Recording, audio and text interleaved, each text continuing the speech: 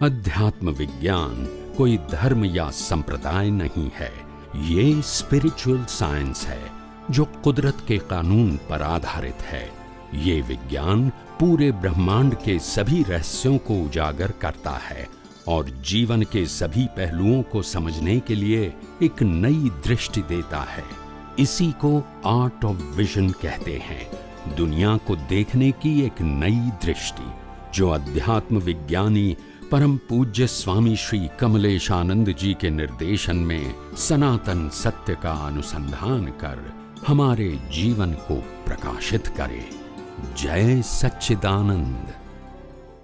स्वामी जी, दादा भगवान एक बात कहा करते थे, हूँ बाबा मंगलदास।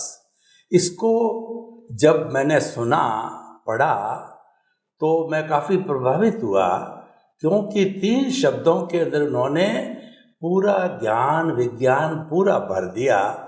तो आपके मुखारविंद से मैं उसका जो एक कहना चाहिए पूरी व्याख्या जानना चाहता हूँ, हमारे सभी श्रोता जानना चाहते हैं, क्योंकि हूँ बाबा मंगलदास वैसे बोलने से मालूम नहीं पड़ेगा, लेकिन जब इसकी गहराई के अंदर समझेंगे तो सभी लोग कहेंगे कि ये तो एक मुक्ति का मार्ग है। तो कृपया हमारे को इसकी पूरी व्याख्या करके बताइए। ज्ञानी पुरुष दादा भगवान के मुखारबिंद से जो शब्द निकले हैं, हूँ बाबू और मंगलदास, ये बहुत बड़ा साइंस इन शब्दों के पीछे छुपा हुआ है।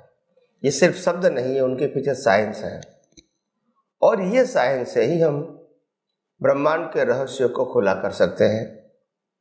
पुरुषार्थ वाले भाग और परिणाम वाले भाग को अलग कर सकते हैं और परमात्मा को भी अलग समझ सकते हैं। ये 3 शब्दों में बहुत कुछ छुपा हुआ है। अगर जितना जिसको समझ में आता है वो उसका लाभ ले सकते हैं। तो उन्होंने बताया, हूँ बाबू और मंगलदास, मैं बाबा और मंगलदास, ये 3 बातें बताई हैं, 3 शब्द बताए। तो हूँ का मतलब होता है मैं क्या हूँ। तो वहां हूँ शब्द का प्रयोग जो उन्होंने किया वो शुद्ध आत्मा के लिए किया। किसके लिए किया? शुद्ध। मैं शुद्ध आत्मा हूं, उसमें कोई अशुद्धि है नहीं। और जो मंगलदास बताया, नामधारी, मंगलदास का मतलब नामधारी। वो नामधारी, तो नाम तो शरीर का ही होता है। तो जो मंगलदास है वो कुदरती रचना है और व्यवस्थित शक्ति के अधीन है। यानी मंगलदास कुछ कर सकते नहीं है। मंगलदास के मन वचन काया की अवस्था मात्र कुदरती रचना है, और शुद्धात्मा खुद चेतन अविनाशी और सभी प्रकार की अनंत शक्तियों वाला होने से उनको पुरुषार्थ की जरूरत नहीं है। तो ये पुरुषार्थ कर नहीं सकता है मंगलदास, और शुद्धात्मा को पुरुषार्थ की जरूरत नहीं है। तो पुरुषार्थ मात्र बाबा को ही करना है, जिसको बाबा भी बोल सकते हैं, प्रतिष्ठित आत्मा लाभ भी बोल सकते हैं, लाइव अहंकार भी बोल सकते हैं, या मिश्र चेतन भी बोल सकते हैं। तो इस प्रकार से ये जो बातें बताई गई, बाबा का मतलब पुरुषार्थ करने वाला, उनके पास जैसा ज्ञान दर्शन होगा वैसा वो पुरुषार्थ करेंगे। प्रकृति का मतलब पिछले अवतार के कर्मों के भुगतान का साधन मात्र, और परमात्मा का मतलब होता है स्व पर प्रकाशक, इन शॉर्ट कैटालिस्ट। ये तीनों का रोल क्या हो गया? अलग हो गया।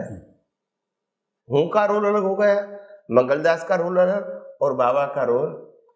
3 है जो पार्ट, उसमें एक दूसरे को डिस्टर्ब नहीं कर सकते, रहते साथ में रहते हैं, मगर एक दूसरे को हरकत नहीं कर सकते, क्योंकि 3 में से 2 तो अपने स्वभाव में है। जैसे आत्मा अपने स्वभाव में है, ऐसा प्रकृति अपने स्वभाव में है, क्योंकि प्रकृति के पास कोई फ्रीडम, जो भी सेट किया प्रोग्राम उसके मुताबिक चलती है। तो वो भी क्या है? अपने स्वभाव में है, यानी स्वतंत्रता से कुछ नहीं कर सकते, तो दोनों पार्ट में तो हमको देखना नहीं है। आत्मा का लक्ष्य रखना है और प्रकृति को कुदरत जितना देखना है। ये दृष्टि अगर बाबा में आ गई तो और कोई मुक्ति के पुरुषार्थ की आवश्यकता, और अगर ये समझ में नहीं आया तो ये समझ में लाने की कोशिश करनी चाहिए अगर मुक्ति के मार्ग में आगे बढ़ना है। तो बाबा का मतलब होता है पुरुषार्थ करने वाला। क्या बताया? पुरुषार्थ करने वाला। मंगलदास का मतलब होता है परिणाम की भुगतान करने वाला। और हूं का मतलब शुद्ध अपने स्वभाव में रहने वाला। वो कभी अपने स्वभाव में से बाहर नहीं निकलता है। तो ये मैं, बाबा और मंगलदास की ज्ञानी पुरुष दादा भगवान ने बहुत अद्भुत बात किया और सटीक बात किया। ये उनका खुद का अनुभव था। और इतने ब्रह्मांड का जो रहस्य है, सर्जन, विसर्जन और स्वभाव, तीनों को इतना संक्षिप्त भाषा में उन्होंने पेश कर दिया है। तो हालांकि लोगों को समझना इतना आसान नहीं है। ये तो हम अनुभवी पुरुष थे तो आसानी से उसको बता दिया। बाकी मैं, बाबा और मंगलदास के अंदर तो आज कहीं सारे आप तो पुत्र बहुत घंटा सत्संग करते हैं, मगर फिर भी उनका अल्टीमेट मिलता नहीं है। तो इसीलिए ज्ञानी पुरुष दादा भगवान ने भी मैं हूँ, बाबा और मंगलदास का एग्जाम्पल दिया था, रिलेटिव एग्जाम्पल, जो आम आदमी उसको समझ सके। तो उन्होंने कहा था कि गांव था छोटा, उसमें बहुत सारे साधु भी गांव के बाहर रहते थे और कभी कभी भिक्षा मांगने के लिए आते थे गांव के अंदर। जब पूनम होती है तो, पूनम है, बेस्ता महीना है तो वो आते हैं। तो एक दिन एक साधु आया, हालांकि घर बंद था, और उन्होंने डोर के ऊपर साकड़ को हिलाया। पहले जमाने में तो डोर बेल नहीं था, खटखटाया, डोर को खटखटाया। और जैसे खटखटाया तो अंदर से आवाज आई, तुम कौन हो? तो उन्होंने कहा मैं हूं। क्या बताया? मैं हूं। तो बोला तुम है, मगर तुम कौन हो वो तो बताओ। तो उन्होंने कहा मैं तो बाबा हूं, यानी साधु हूं। तो उन्होंने बताया तुम भी हो, साधु हो, वो भी समझ में आया, मगर कौन सा साधु? साधु तो बहुत सारे हैं। तो बताया मंगलदास हूं। तो उस प्रकार से ये कहानी दादा भगवान सत्संग में एग्जाम्पल के रूप में बताते हैं। व्यक्ति एक ही है, मैं भी हूँ, बाबा भी हूँ और मंगलदास हूँ। ये तीनों उनकी एक अवस्था है। मैं का मतलब वो न्यूट्रल है, उसमें कोई विशेषता नहीं है। बाबा का मतलब होता है स्पेशलिटी, कैटेगरीज। मंगलदास का मतलब बॉडी का नाम। ये तीनों चीज को बताने के लिए दादा भगवान ने हूँ, बाबा और मंगलदास बताया। मगर ये आध्यात्म के मार्ग में ये तीन शब्द कितने काम में आते हैं। जिसको ये विज्ञान का सार समझना है, जिसको पुरुषार्थ करने वाले, परिणाम के भुगतान करने वाले और कैटालिस्ट क्या है, तीनों का रोल क्या है, ये समझना है, तो उनके लिए ये तीन शब्द काफ़ी है। इनको एनलार्ज करना और सिद्धांत की भाषा में समझना बहुत बड़ी बात है। तो इसीलिए आइए हम सब यही विज्ञान को और आगे जानने की, समझने की कोशिश करें। आपका बहुत बहुत धन्यवाद स्वामी जी। स्वामी जी अपने सत्संग को और आगे बढ़ाते हैं। तो ये जो अध्यात्म विज्ञान है वह पॉपुलर बने, उसके लिए आज आपने एक मिशन बनाया है। 1000 आध्यात्मिक वैज्ञानिक बनाने के लिए आपने मिशन बनाया है। तो उसकी जो है क्या अर्हता है अध्यात्म विज्ञानी बनने की, और कुछ लाइन में कुछ लोग लगे हैं क्या? क्योंकि आपका मिशन है और उस अर्हता को पाने वाले किस तरीके से करे, इसका क्या लेखा जोखा रहेगा। और ये लोग जो बनेंगे, क्योंकि मैं भी उस लाइन में हूँ, तो ये लोग जो है फिर आगे जाकर के किस तरीके से काम करेंगे। कोई आपके दिमाग में सिस्टम बनाया हो आपने, क्योंकि आपका मिशन है 1000 अध्यात्म विज्ञानी बनाने का। तो ये किस तरीके से, थोड़ा कृपया इस पे प्रकाश डालिए। तो हमारे कई महात्मा लोग हैं जो इस लाइन में आना चाहते हैं, बनना चाहते हैं और जो अर्हता रखते हैं, तो वो भी आपके मुखारबिंद से सुनी हुई बात से वो भी थोड़ा आगे बढ़े। कृपया अध्यात्म विज्ञान की दृष्टि से प्रकाश डालिए। देखो, 1000 साइंटिस्ट को बनाना, इसके पीछे मेरा मकसद ये है कि मैं 1000 साइंटिस्ट बनाऊंगा तो कब से कम 1000 साइंटिस्ट तो खुद सत्संग विज्ञान को समझेंगे, उपयोग करेंगे और अनुभव करेंगे। मिनिमम इसमें से 50% तो यही करेंगे, समझेंगे, सुनेंगे, अनुभव करेंगे। बाकी के 50% जो लोग हैं उसमें से 30% लोग ऐसे हैं जो खुद ही समझे, खुद ही उपयोग करे, खुद ही अनुभव करे, परिवार को भी बांटे, फ्रेंड्स, नेबर्स, रिलेटिव्स को भी बांटे और जहाँ तक हो सकता है वहाँ तक दूसरों को बांटने की कोशिश करें, मगर लिमिटेड जोन में। और उसमें जो 20% है उसमें से 10 लोग, 12 लोग ऐसा भी हो सकता है कि वो YouTube के ऊपर सत्संग करें रेगुलरली, वीक में 1 बार 2 बार, ऐसे करके वो विज्ञान को फैलाए। और उसमें से 4-5 लोग ऐसा भी निकले कि वो विज्ञान को न केवल जूम के माध्यम से मगर प्रत्यक्ष रूप से, जिस प्रकार से आज मैं पूरे भारतवर्ष में या विदेशों में घूम रहा हूँ, उसी प्रकार से वो भी एक अपना अनुभव का स्टेटस बनाए, ताकि लोग उनकी बातों को, विज्ञान की दृष्टि को, अनुभव की दृष्टि को या प्रेजेंटेशन को सुनने को, समझने के लिए वो मजबूर होंगे। तो ये तो बनाना पड़ेगा, मगर मैं मानता हूँ कि 1000 में से 4-5 तो ऐसे निकलेंगे। और उसका ओवरऑल मेरा मकसद ये है कि आध्यात्म विज्ञान जो कई सालों के बाद जो पब्लिश हुआ है ये दुनिया के अंदर, वो कम से कम कंटिन्यूअस रहे, ये मेरी भावना है। मैं कहूँ या दूसरे कहूँ वो इम्पोर्टेंट बात नहीं है, विज्ञान जीवित रहना चाहिए और लोगों की सोच साइंटिफिक बननी चाहिए, सामाजिक और धार्मिक से ऊपर उठनी चाहिए। बस ये मेरी सोच है, तो मेरा यही कहने का मकसद है। जय सच्चिदानंद। स्वामी जी, आपने 1000 अध्यात्म विज्ञानी जो कि अध्यात्म विज्ञान को आगे बढ़ाने वाले हो, आपने टारगेट रखा, पूरा उसका सिस्टम बताया। मैं परमपिता परमेश्वर कहिए या शुद्ध आत्मा भगवान से प्रार्थना करता हूँ, शुभ भाव करता हूँ कि आपका जो ये मिशन के प्रति जो डेडिकेशन, डिवोशन है, तो ऐसे लोग जल्दी से जल्दी तैयार हो और अध्यात्म विज्ञान पूरे विश्व में फैले। स्वामी जी, एक छोटा सा प्रश्न अध्यात्म विज्ञान की दृष्टि से मैं इसका समाधान चाहता हूँ कि आप अध्यात्म विज्ञान से हमको परमात्मा बनाना चाहते हो, लेकिन बहिरात्मा, अंतरात्मा और परमात्मा, ये चेतना के 3 स्तर बताए गए हैं। तो हम अध्यात्म विज्ञान की दृष्टि से कोई अगर बहिरात्मा है तो वो किस तरीके से दृष्टि में सेट होकर के परमात्मा बनने की नींव लगावे, कृपया ये तीनों के बारे में थोड़ा बताइए, बहिरात्मा, अंतरात्मा और परमात्मा अध्यात्म विज्ञान की दृष्टि से। धन्यवाद। जय सच्चिदानंद।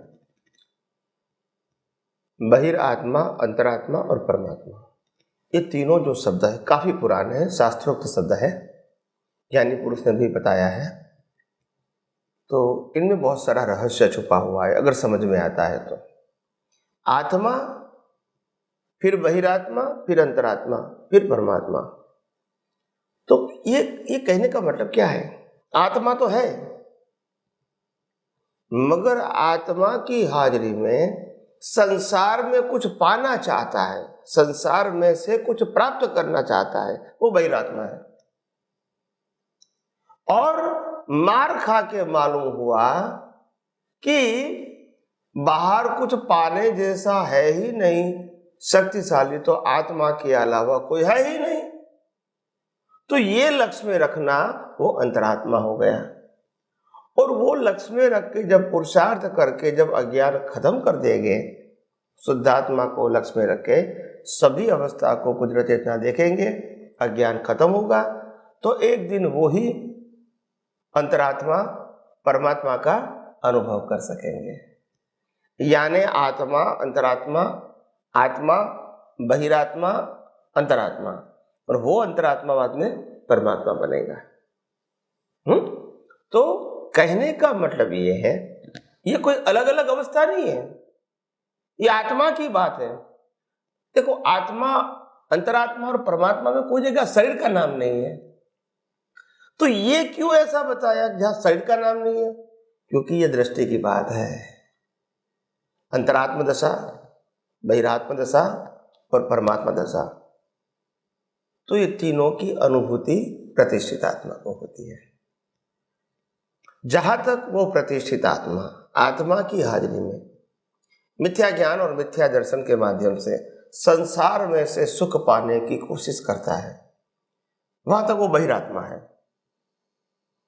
मगर जब मार खा के उसको मालूम होता है कि यहां संसार में कुछ पाने जैसा है ही नहीं, क्योंकि ले जाने वाले ही नहीं है, तो फिर शरीर तक छोड़ के जाना है, तो ये तो हमारी भूल है, ये तो हमारी फुलिशनेस है, तो फिर क्या करें?